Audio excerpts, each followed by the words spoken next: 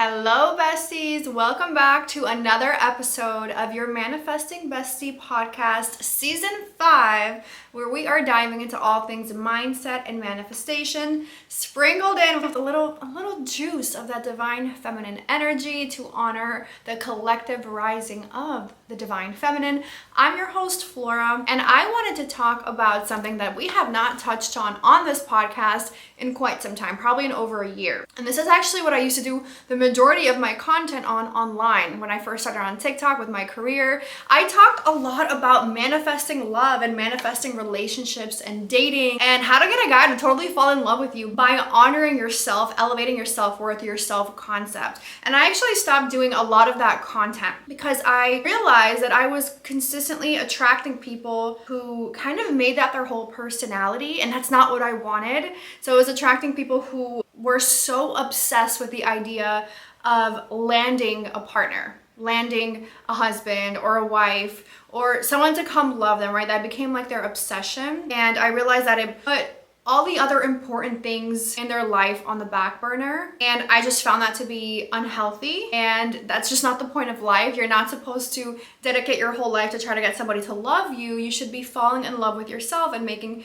everything a lot easier. Now, the reason I actually want to discuss dating on today's episode, on today's podcast for my ladies, because there's so much discord around some influencers online who have gone through some trauma in relationships recently, getting cheated on, getting publicly humiliated. And all three of those girls, they're so beautiful, they're so powerful, and still they were manipulated by their partner. And I got a lot of DMs about these topics saying like, how can we avoid this from happening? Like if these beautiful women are getting played and used and cheated on, like what's gonna happen to me? And I just wanna say, it doesn't matter how beautiful anybody is. It doesn't matter what status symbol they have. Nobody is really above manipulation. The only time you're ever gonna be above manipulation is if your self-concept is so freaking solid that you are always using discernment. You allow your intuition to guide you rather than the hopes and dreams and the fallacies of romance, which I know a lot of women still have deeply instilled inside of them because they're still seeking out that fantasy that was guaranteed to them a long time ago, that a man is going to change his ways, change his behaviors, change everything about himself and choose you and love you and make everything about you, and he's gonna woo you and romance you. We see this in movies and Disney movies when we're very young, that the beautiful princess is waiting to get rescued by her Prince Charming. The Prince Charming is so romantic, and you know, he does all these grand gestures to save her, to show her that she's worthy of his love. And as we grow older, like when we're teenagers, we start watching rom-coms, right? Romantic comedies.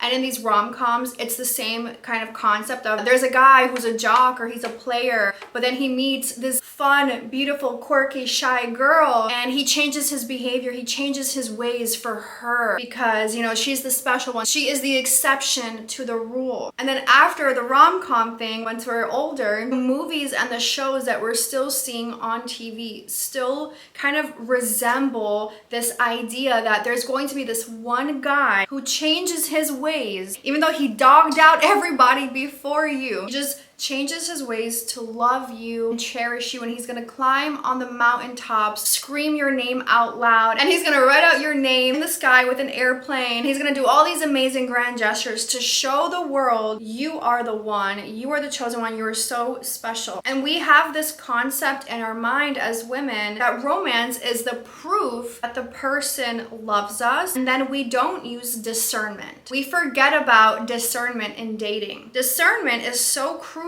to use and to understand because your body is always sending you signals. Something is not right. Something is wrong, okay? And unfortunately, most people are not above this experience. Nearly every woman I know has gone through this, and they're all beautiful women. They are stunning. They are powerful. They are successful. They are smart. And still, it doesn't matter how incredible a woman is. She can still get lured in and sucked into these energy vampires, these narcissists, these Machiavellis. I'm using the term Machiavelli specifically because it's the perfect terminology to describe how men behave to gain control over women, how to manipulate them, and like a lot of times how to humiliate them, unfortunately. Because men don't necessarily love the same way that women love. Because the term Machiavelli references a person who is very cunning, very manipulative, and will go above and beyond in unethical ways to achieve their goals. Meaning they will do anything to manipulate a victim, a person, to achieve their desire, to get the supply that they need to feel good about themselves, to achieve an end goal. I don't know if you guys remember Tupac, but he had a name, I believe it was one of his albums called Machiavelli. It was before he passed away. And it just made me think, like, did he use that term to manipulate people because he's still alive? I don't know, that's like always in the back of my head. Anyway, so we can use that term as a reference to how men behave to gain access to women. And this is dated back, oh my God, so long ago. Remember when we went over this, I believe in the very first episode of this season, where we talked about marriage and what the purpose of marriage was, because men always wanted access to women, but women knew at that time, back in the day, how to use discernment. They looked at men and they were like, not impressed. Literally, unimpressed. Like, why do I need to give my energy, my sex, my affection, my adoration, my love to you? Because men were so unimpressive. And we kind of see that still to this day, because a lot of men are refusing to evolve emotionally, refusing to evolve spiritually. They're very lackluster. It's not even mediocre. It's below that. They're just very unimpressive to women at this point. So they do different things to convince women the woman needs him. So they use romance, for example, as a tactic.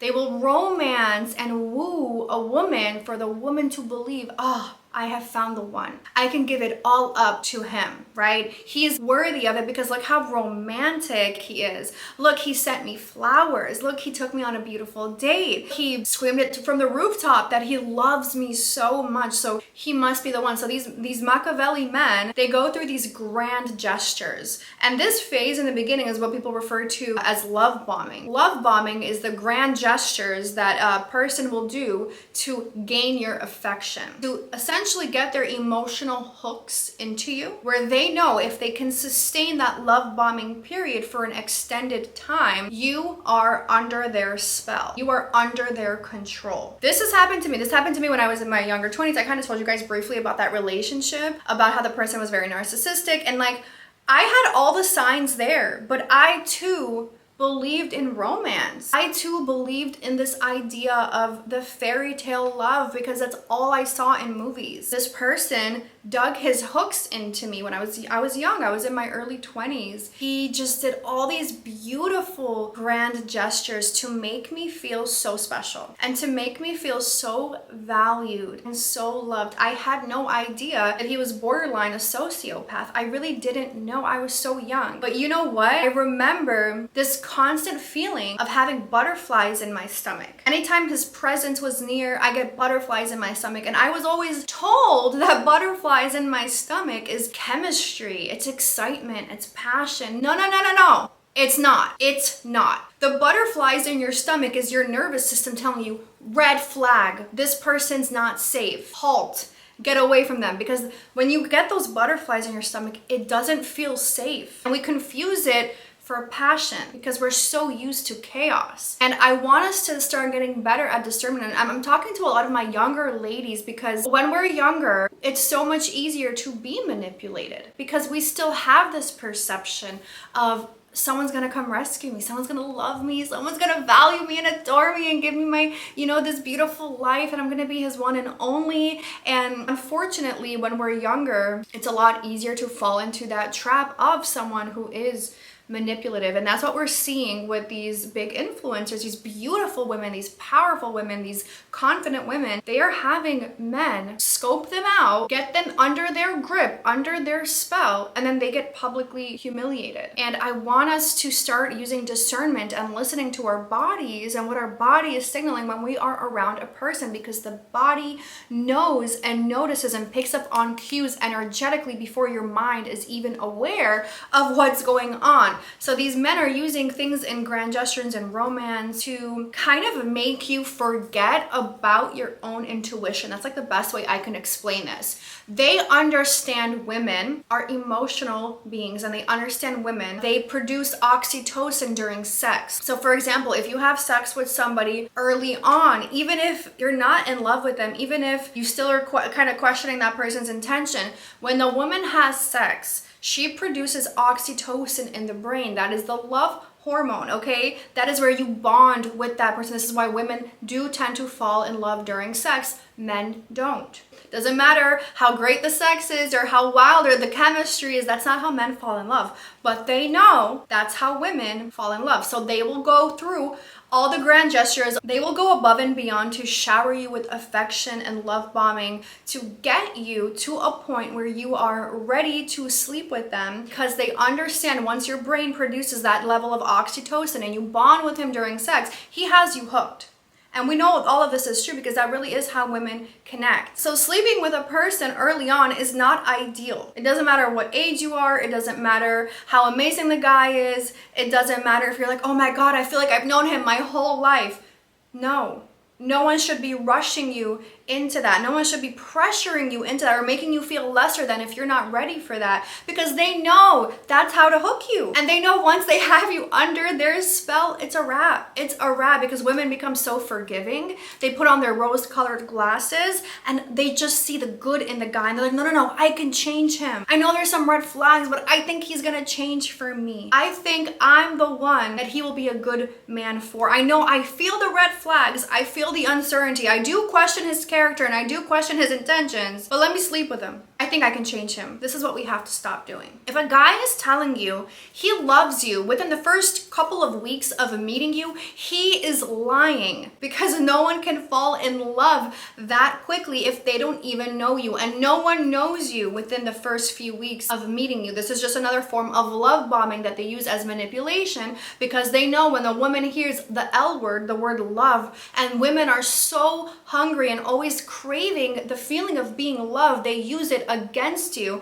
and they will tell you that they love you very early on, again, to stick and sink their hooks into you. You're using this as emotional manipulation. That man does not love you. He doesn't even know you. He probably doesn't even love himself. So how can he love you? And I want us to just become smarter. If someone tells me that they love me upon meeting me or upon a first couple of dates, I'm gonna look at them like there's something wrong with you. You don't know anything about me. You don't know my dark side. You don't know my bright side. You only know the character you've met on dates with me, because everyone is portraying a certain character of themselves on dates, their best character, the best version of themselves, but you don't really know that person. You don't know their trauma. You don't know what thoughts are going through their mind. You don't know what experiences they have had. But if that person starts love bombing you and then they tell you, I love you, man, I've never felt like this about a woman, you just do something to me, you are different. Guys, all of these terms are manipulation. Or I want to marry you.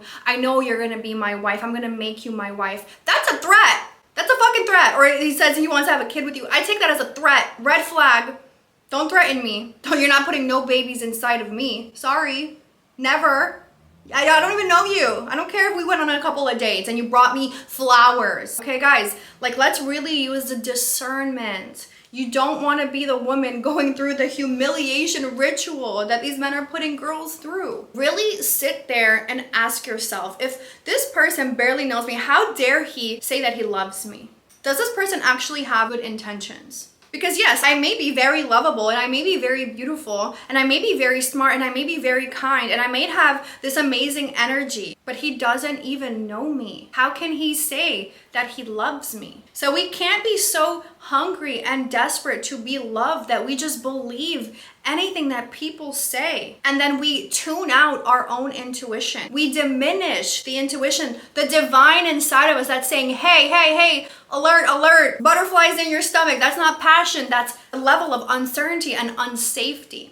So When you're getting to know a person, if they are trying to move fast with you, if they're trying to rush you into a relationship, if they're trying to rush you into kids, if they're trying to rush you by saying they love you, if they're trying to rush you by talking about marriage, right? They are doing this on purpose. They know what women care about. They're very calculated people, and they're doing this purposely to try to get you under their spell. You already know this because you understand people don't fall in love that quickly. Love at first sight? No. I don't know you. I don't care how attractive you are. I don't care how funny you are. I don't care how much charisma you have. I'm not falling in love with you when I meet you. I don't even fucking know you. You could be a serial killer for all I know. Why would I fall in love with you? Like, we really need to start thinking a little bit deeper and listening to our body because she's so intelligent. So again, these type of people, these sociopaths, are doing these grand gestures to drown out your own intuition. They know that your craving for love or to feel loved will override your own bodily instincts that are warning you that this person's not safe. So when we are dating, we have to use discernment. Why are you talking about marriage when you're just meeting me? Why are you talking about babies when you're just meeting me? Why are you telling me that you love me when you're just meeting me? That to me, I run away. I run the opposite direction. I don't want to hear none of that. You don't know me. What if I'm an awful person? Why are you saying these things to me? I find that it's so much smarter if we're dating or if we're in this dating game, this dating pool, to look at people as, would this person, this man or this woman that I want to date, would they potentially make a good friend? Do I find them to be a consistent person? Do I find them inspiring and motivating? Do they seem like a person who is going to uplift me mentally, emotionally, and spiritually? Does this person have the characteristics of someone who is going to improve my mental health overall? So let's start looking at people through the lens of, would I have a good friendship with this person? Because if we're jumping into love, which is not even happening yet, we start to override our own intuition. So if you're a person who's like gung-ho on dating and like getting married, you're like, okay, that's like my end goal in life. I'm not gonna feel complete if I don't have that. I need to feel that in order for me to feel like my life is complete and I'm worthy of something. Okay, fine. If that's how you feel, that's how you feel. I don't recommend that though to be your goal for any woman. Your goal in life should be you. Falling in love with you, being passionate for your hobbies, your projects, the things that turn you on in life, pouring into you, developing powerful, strong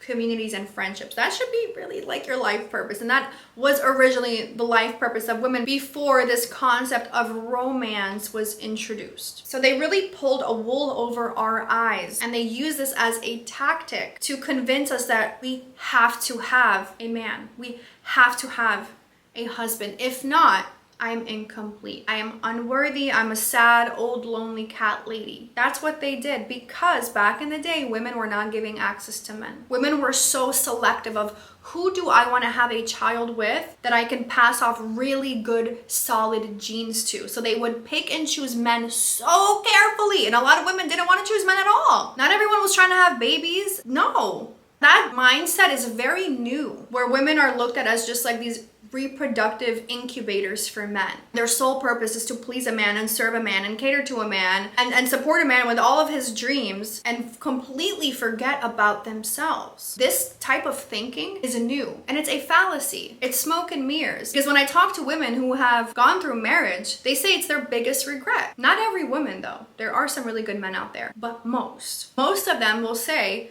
I was sold a dream, and I was told to marry at a very young age because my frontal lobe wasn't even developed before the age of 25.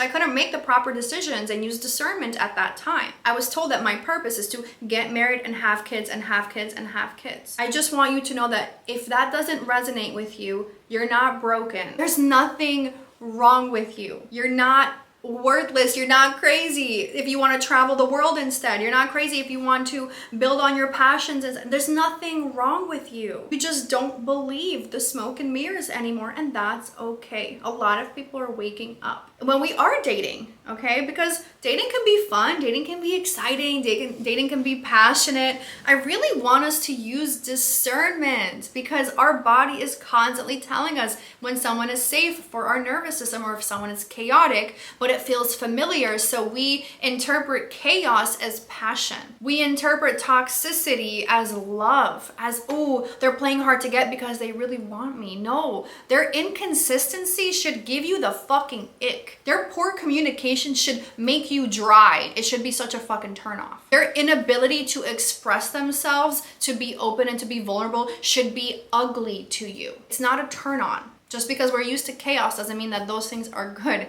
They're not. They're not safe. These people are not safe. The grand gestures and the big love bombing scenes that they put on for the first couple of months, 9 out of 10 times, it's not real. So please use discernment. Don't jump into anything too quickly. Don't sleep with anyone quickly. Please gatekeep yourself. Your energy is so expensive, it's so powerful, it's so special that you want to start gatekeeping yourself. And if someone is pushing you into something quickly, they love you, they want to marry you, they want to have kids with you, question them. Sit back and say, what is wrong with this person that they want to move so quickly? Why are you rushing me? Why are you pressuring me? And again, I learned this the hard way too in my early 20s, and I never had to experience it again because now I know what to look out for. And another thing I want to mention about that is if you're dating somebody or you're getting to know somebody and they ask you questions about like how many friends you have or if you like to go out with your friends, they're not asking those things with good intention. They're trying to see how quickly they can control you and how quickly you're willing to give up your circle of friends, your community, the people that love you and support you. How quickly are you willing to give all that up for him and his insecurities? Because anybody that tries to control your behavior, your lifestyle, your friends, and keep you away from them, that man is deeply insecure with himself. And he only feels good about himself if he has the ability to control you, to persuade you into changing who you are. It's like seeing a beautiful flower growing in the soil and he just plucks that flower and keeps it for himself instead of allowing it to continue to grow in the soil and flourish and be in awe of its beauty. No, he wants to pluck the flower, and eventually when you pluck a flower, it dies. It dries up, the petals start falling off, and he just wants to possess it and keep it for himself, not realizing that that beautiful flower is now dying off. He is literally sucking her life force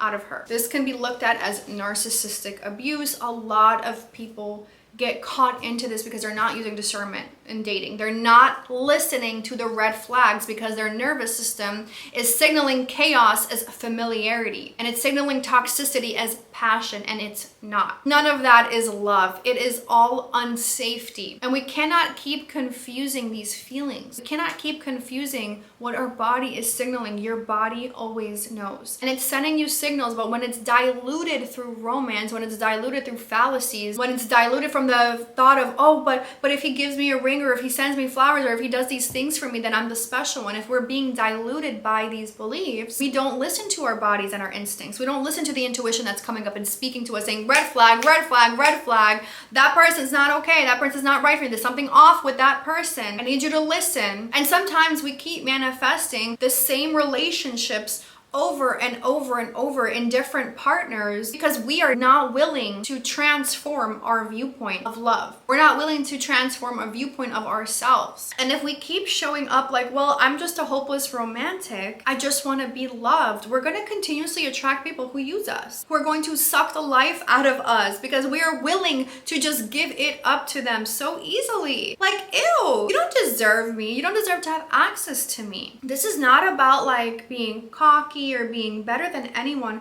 It's literally about understanding that that's not how people move. People who love you want to see you flourish. People who love you want to see you grow. People who love you want to keep you high on the pedestal, not devalue you. So we need to look at love bombing and question it. And we need to look at people who are trying to move really quickly and understand, like, what is this person's intent? We need to sit back and Observe what is happening. Is this person trying to override my own logic? Are they consistently using beautiful words to make me assume something about them that is not true? Because as we see with these beautiful women, these successful women, these powerful women, these kind women, they are being humiliated by these men left and right. And unfortunately, a lot of these type of people will take it to a level that they actually baby trap the woman because they want to have access to her energy forever. And they know a woman will never abandon her child like the way men do, because men are awful leaders. They're known to abandon families, abandon their children. Women don't do that. So they know if they baby trap you, they get you pregnant early on, they're gonna have access to your beautiful energy forever, literally forever. And there is nothing scarier in my mind than being trapped to a fucking loser.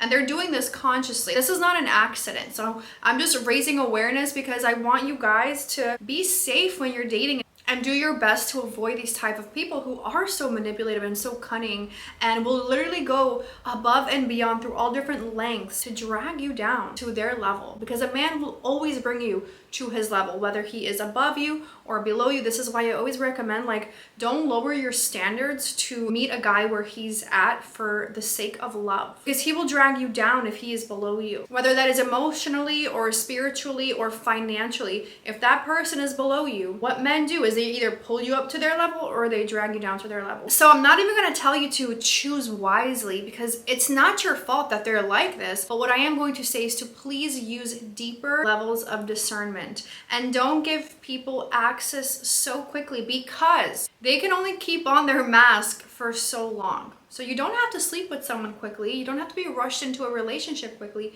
Slow down. Like, what is the rush? Why are we in a rush? And you can verbally tell them that. They are going to see who they can manipulate. They're going to see who's not going to take their shit. So I always want you to, stand firmly on your boundaries and be okay with walking away, even if you thought this person was going to be the one for me, even if you had that development in your mind. I want you to just feel okay leaving any circumstance that doesn't serve you. And this is why I always really encourage women to please get your own fucking bag. Please make your own money. Please have your own level of security in your life, because these type of people also have a habit of using financial manipulation against you. So they will tell you, I'll take care of you, right? I'll do all these things. And they get you into a marriage or in a relationship and they have a child with you.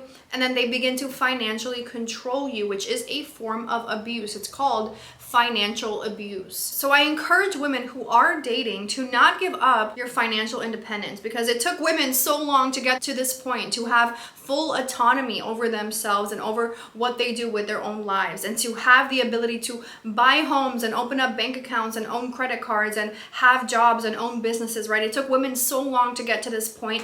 Don't give that up for the sake of romance. And if a man loves you, he will be okay with you still following your passion. If a man truly loves you, he will still want you to flourish. He's not going to try to drag you down. He's not going to try to humble you. He's not going to try to humiliate you or quit your business. He's going to say, hey babe, I'm here to support you. I'm here to give you whatever you want, whatever you need. If you still want to do these things, if you still want to pursue your passions, please do so. Please be my guest. Okay, that right there is a stable and secure man. He's not trying to take anything away from you. He's not trying to put you in a cage because he sees that you're a beautiful bird who has big wings. He doesn't want to clip your wings. He wants you to keep soaring and keep flying, and he wants to support it. So keep these things in mind when you're in the dating world, because people are sneaky. And the best way, honestly, to avoid manipulators is to have a very powerful self-concept and to understand discernment and understand the signals that the body is sending you.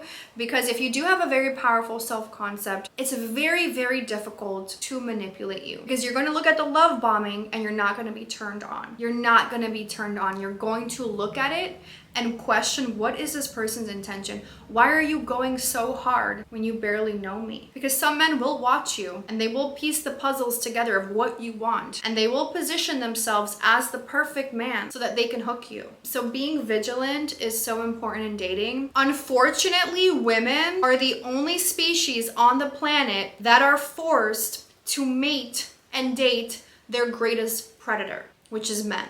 Because the number one predator that kills, unalives women are men.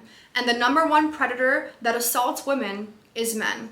And the number one predator that rapes and harasses and stalks women are men.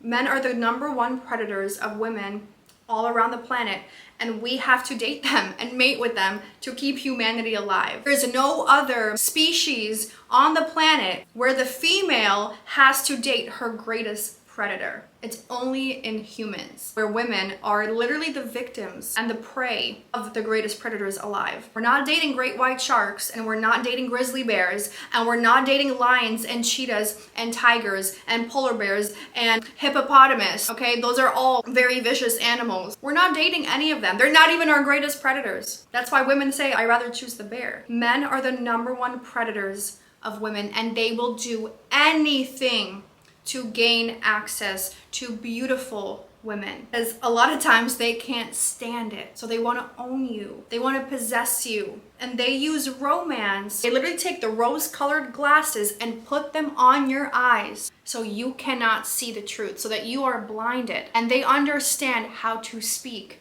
how to portray themselves to be the dream that you have in your mind from all these movies, all these shows that told you men are romantic and they're gonna do all these big romantic gestures for you because you're the one, you're the exception to the rule. They know this. They're smart and they are calculated and they are manipulative. So you have to understand, if I'm in the dating world, I'm literally being thrown into dating my greatest predator. I have to use discernment. I cannot put on the rose-colored glasses and just go blind to my own intuition and to stop listening to what my body and my intellect is signaling. This is why women initiate divorces all the time, because they were manipulated, unfortunately, into marriage with the wrong people from a very young age, because the man saw the beautiful young woman and said, I want her. I want to own her. I want her in my possession. No one else can have her. That's not flattering. That is a threat. And if we understand that men are the greatest threat to our autonomy, to our safety, to our livelihood, we can make better decisions in dating and understand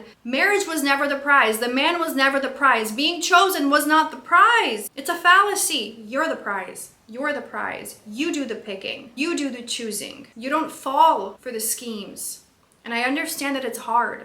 I understand that, like, we were told that this is the meaning of life. I understand how deeply rooted the brainwashing goes. But once you take off the rose-colored glasses once and for all, and you see the true nature of man and woman, you start to think different. You start to analyze things and value things differently. Because if I think the greatest value in my life is to find a man and to marry him, then I will take the first person who love bombs me and tells me he wants to marry me and be like, oh my God, I found true love. I found true love. And that's how they hook us. That's how they hook beautiful, smart women. It doesn't matter how smart you are. It doesn't matter how successful you are. They will do it. They will watch you and prey on you until they get you. We just keep seeing it over and over again. The most beautiful women getting humiliated publicly, like, oh my God, it breaks my heart, because the majority of these women are lowering their own standards because they believe they found love. So they're like, yeah, this isn't really normally a guy I would go for. This guy doesn't really have the status that I desire. This guy doesn't really have the lifestyle. I see his potential, but he's not really what I want. And then she lowers her status to meet him where he's at. And then the humiliation ritual starts shortly after there. We see it as like a pattern. I've been through it. I'm sure you have been through it. I know all of my friends have been through it. The most beautiful women I follow online have been through it. No one is above it. And the way that we can stop manifesting this outcome in women, especially young women, from happening is by understanding how these people operate and understanding that we don't need it. We don't need it to survive. We don't need it to feel worthy. We don't need it to feel chosen, because we do the choosing. We find our own self-worth internally. Your life mission should be your own joy, your internal happiness. Whoever can honor that along the way and love you and support you along the way, that's amazing. That's wonderful. And there are going to be some great people that you attract into your life. But I know a lot of us grew up in toxicity, grew up not having the right understanding of what a healthy relationship looks like, so we get sucked into these cycles and we don't know how to exit. So if you are somebody who is currently in the dating world, look out for these things. Use discernment and don't let anybody's words, behaviors, or actions dilute your instincts, dilute your intuition, dilute the divine speaking to you through your body with signals and sending you, hey, this isn't right. This is moving too quickly. Something's off. Intuition doesn't lie. It is your internal guidance system telling you, this is not it. This is not okay for you. This is not right. The more that we can listen to her and allow her to guide us, the less that we get sucked into these energy vampires whose literally number one goal is to use you as supply, suck the life out of you, right? And then leave you out to dry. Literally.